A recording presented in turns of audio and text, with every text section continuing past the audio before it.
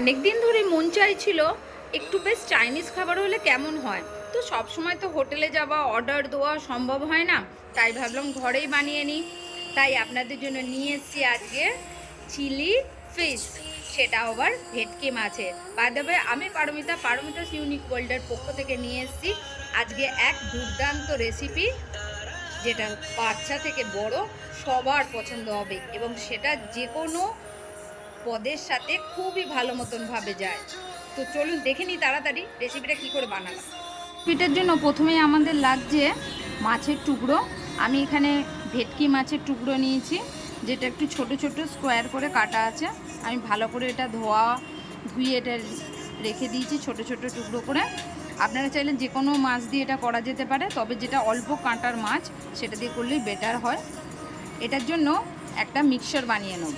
তার জন্য প্রথমে নিচ্ছি একটা বলে দিয়ে দিচ্ছি একটা ডিম।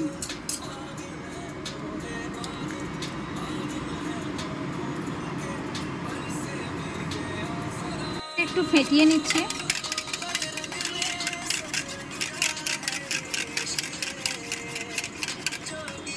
এরপরে এতে দিচ্ছি 2 চামচ কর্নফ্লাওয়ার, 2 চামচ ময়দা, 1 চামচ কাশ্মীরি লঙ্কার গুঁড়ো, 1 চামচ গোলমরিচ আর স্বাদ মতো নুন দিয়ে এটাকে ভালো করে মিশিয়ে নেব।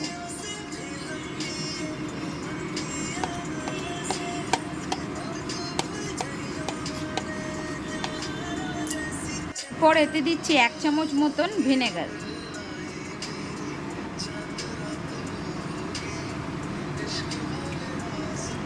আর দিচ্ছি 1 চামচ আদা রসুনের পেস্ট দিয়ে আবারও এটাকে খুব ভালো মতনভাবে মিশিয়ে নেব। এখন আমার মেশানোটা কমপ্লিট হয়ে গেছে। এবার আমি মাছগুলোকে দিয়ে এর মধ্যে একটু ম্যারিনেট করে নেব।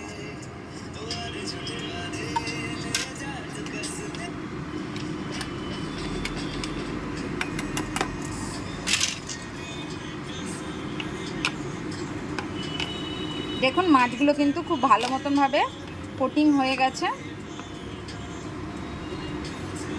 এখন এটাকে 5-10 মিনিট একটু ম্যারিনেশনের জন্য রেখে দেবো। মাছগুলো ডিপ ফ্রাইয়ের জন্য আমি একটি পাত্রে তেল নিয়ে নিয়েছি এবং সেটা গরম হয়ে গেছে। এবারে আমি এক একটা মাছ দিয়ে দেবো।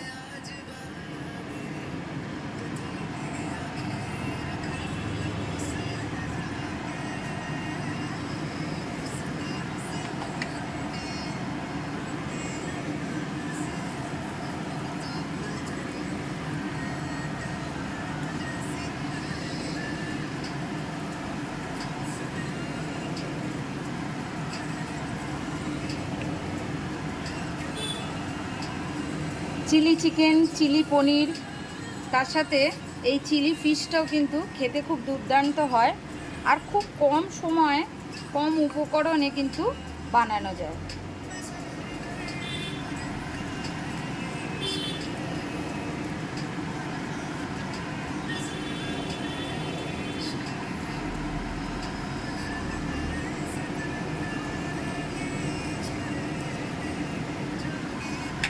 এবারে মাছগুলোকে আমি উল্টে পাল্টে খুব ভালো মতনভাবে ফ্রাই করে নেব। মাছগুলো এখন বেশ ভালো করে দুদিকেই ভাজা ভাজা হয়ে গেছে। এবারে আমি তুলে নেব।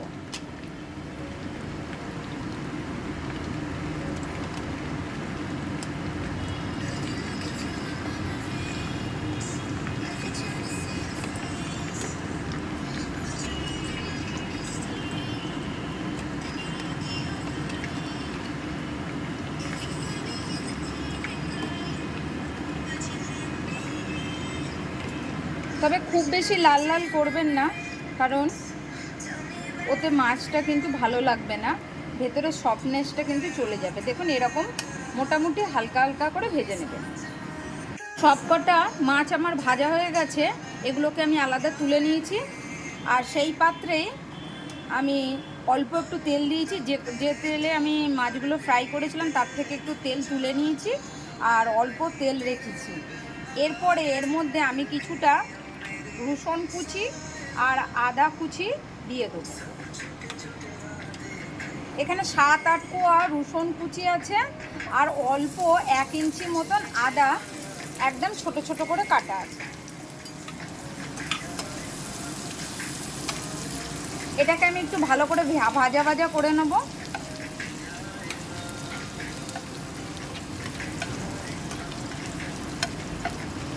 এরপরে এতে দেবো 3-4টের মতন কাঁচা লঙ্কা ছোট ছোট করে কেটে রাখা। ঝালটা আপনারা যে যেরকম পছন্দ করেন তেমন অনুযায়ী দেবেন।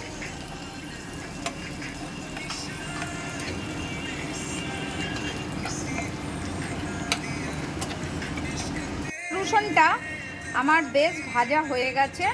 এরপরে আমি দিয়ে দিচ্ছি ছোট ছোট স্কোয়ার করে টুকরো করে রাখা পেঁয়াজ। এটা একটার মতন বড় সাইজের পেঁয়াজ আমি নিয়েছি। এগুলো কিন্তু খুব একটা লাল রঙের ফ্রাই করব না, হালকাভাবে জাস্ট ফ্রাই হবে, কারণ এটা একটু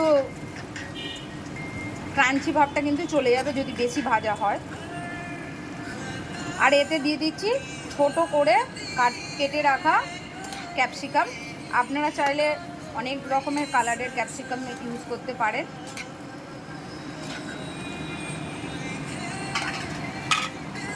এই সময় আমি একটু অল্প করে নুন দিয়ে দেবো, তবে নুনটা আপনারা দেখে দেবেন, কারণ যেহেতু ভিনিগার সয়া সস পড়বে সেই জন্য নুনটা একটু বুঝে দেবেন। ততক্ষণে এটা ফ্রাই হতে থাকুক, আমরা একটা সসের মিক্সচার বানিয়ে নিই। প্রথমেই দেবো 1 চামচ ভিনেগার, 1 চামচ ডার্ক সোয়া সস,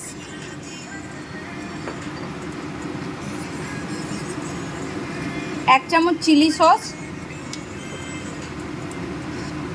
আর দিলাম 1 চামচ সুইট চিলি সস।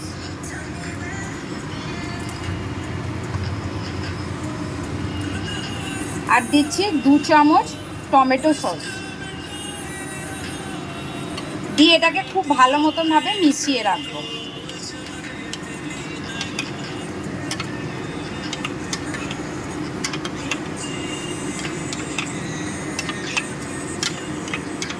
আপনারা চাইলে এর মধ্যে ওয়েস্টার সসও ইউজ করতে পারেন, আমার কাছে এই মুহূর্তে ঘরে অ্যাভেলেবেল নেই। এখন কিন্তু মিক্সারটা রেডি হয়ে গেছে। এটা বানানোর জন্য একটা স্যালারি বানাতে হবে, তার জন্য আমি নিচ্ছি 2 চামচ মতন কর্নফ্লোর আর এতে দিচ্ছি অল্প একটু জল দিয়ে এটাকে কিন্তু ভালো করে মিশিয়ে রেখে দেবো।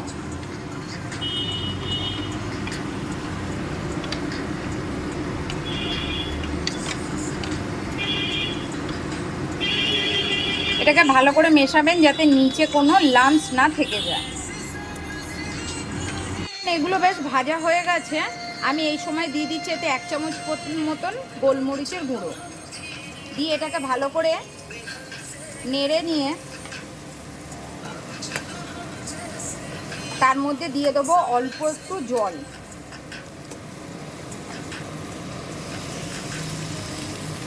জলটা আপনারা একটু বুঝে দেবেন যে যতটা গ্রেভি পছন্দ করেন।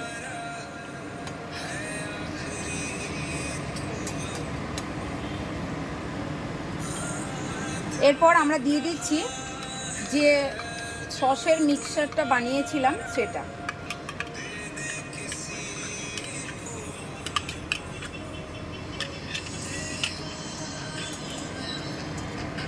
দিয়ে এটাকে একটু খানিকক্ষণ ফুটতে দেবো।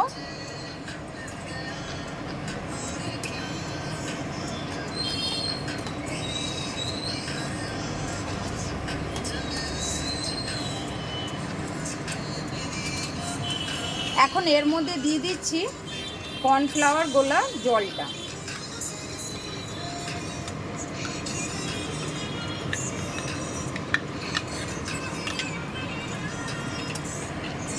এই সময় আপনারা একটু নুনটা চেক করে নেবেন।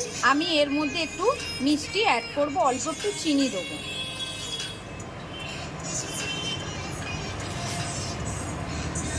অল্প একটু চিনি দিলাম।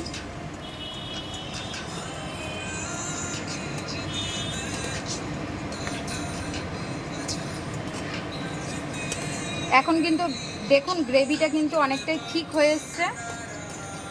এই সময় আমরা ফিশ পকোড়াগুলো দিয়ে দেবো।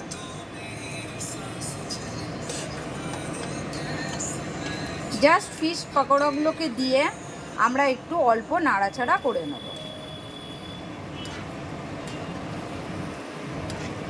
এটা একটা খুব অল্প সময়ে বানানো চাইনিজ একটা স্টার্টার হিসাবেও আপনারা খেতে পারেন, আবার মেন কোর্স হিসাবেও খেতে পারেন।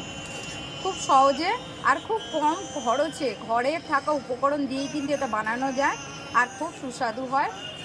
ভিডিওটা আপনাদের কেমন লাগছে অবশ্যই কিন্তু আমাকে কমেন্টে জানাবেন। আর কি ধরনের রেসিপি আপনারা দেখতে চান সেটাও আমাকে একটু জানাবেন। এখন রেডি যে কোনো কিছু দিয়ে খাওয়ার জন্য, সেটা চাউমিন হোক বা ফ্রাইড রাইস হোক, পোলাও হোক, রুমালি রুটি হোক, যে কোনো কিছুর সাথে আপনারা সার্ভ করতে পারেন। কিন্তু রেডি হয়ে গেছে আমাদের চিলি ফিশ।